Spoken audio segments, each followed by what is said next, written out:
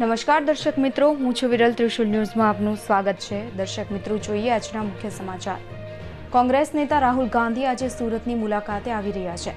રાહુલ ગાંધીએ નિવેદન કર્યું હતું કે દરેક ચોરની અટક મોદી કેમ હોય છે. આ સંદર્ભે સુરતના ધારાસભ્ય પૂર્ણેશ મોદીએ કોર્ટમાં માનહાનિનો કેસ દાખલ કર્યો હતો. પૂર્ણેશ મોદીના કહેવા પ્રમાણે સમગ્ર મોદી સમાજને ચોર કહેતા સમાજની લાગણી દુભાઈ છે. તેઓ આજે 10:30 વાગ્યે સુરતની કોર્ટમાં હાજર થશે અને કોર્ટ કાર્યવાહી પૂર્ણ થયા બાદ સીધા દિલ્હી જવા રવાના થશે. સુરતની સીજીએમ કોર્ટમાં મોઢવણીક સમાજે કરેલા બદનક્ષીના કેસમાં રાહુલ ગાંધી કોર્ટ મુદ્દતમાં હાજર રહેશે. સમગ્ર દેશમાં વેક્સિનેશનમાં ગુજરાતે પ્રથમ સ્થાન મેળવી લીધું છે. જો વાત કરવામાં આવે તો સગીર સિવાયની 4.93 કરોડની વસ્તીના આધારે અત્યાર સુધી ગુજરાતમાં 2.35 કરોડ લોકોનું વેક્સિનેશન થઈ ચૂક્યું છે. તેના આધારે ગુજરાત પ્રથમ શ્રેણીમાં આવી ગયું છે.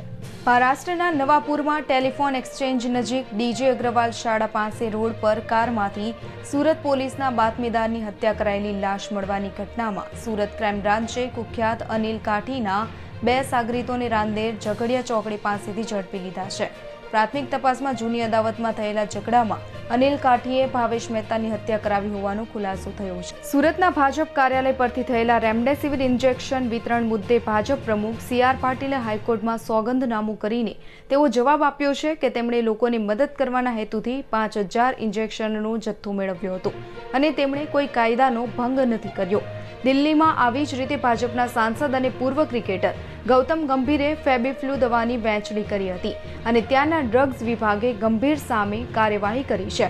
પરંતુ ગુજરાતના ફૂડ એન્ડ ડ્રગ્સ વિભાગે આ કાંડમાં ભાજપ પાટીલ સહિતના ભાજપના નેતાઓ સામે કાર્યવાહી કરવાના બદલે તેમને ક્લીન ચીટ આપી છે. કેન્દ્રીય રાજમાર્ગ અને પરિવહન મંત્રી નીતિન ગડકરી મનાલીના 3 દિવસીય પ્રવાસે છે.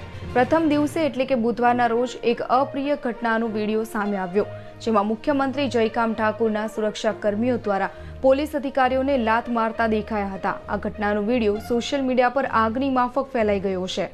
અમદાવાદમાં આજે ભગવાન જગન્નાથની 144મી જળ યાત્રાનો પ્રારંભ થઈ ચૂક્યો છે. શહેરમાં જમાલપુર જગદીશ મંદિરેથી નીકળતી રથયાત્રા પૂર્વે જળ યાત્રાનો ગજરાજ ધ્વજ પતાકા સાથે વરઘોડો નીકળ્યો છે, જેમાં મંદિરના મહંત દિલીપદાસજી સાથે નાયબ મુખ્યમંત્રી નીતિન પટેલ અને રાજ્યકક્ષાના ગૃહમંત્રી પ્રદીપસિંહ જાડેજા પણ જોડાયા છે.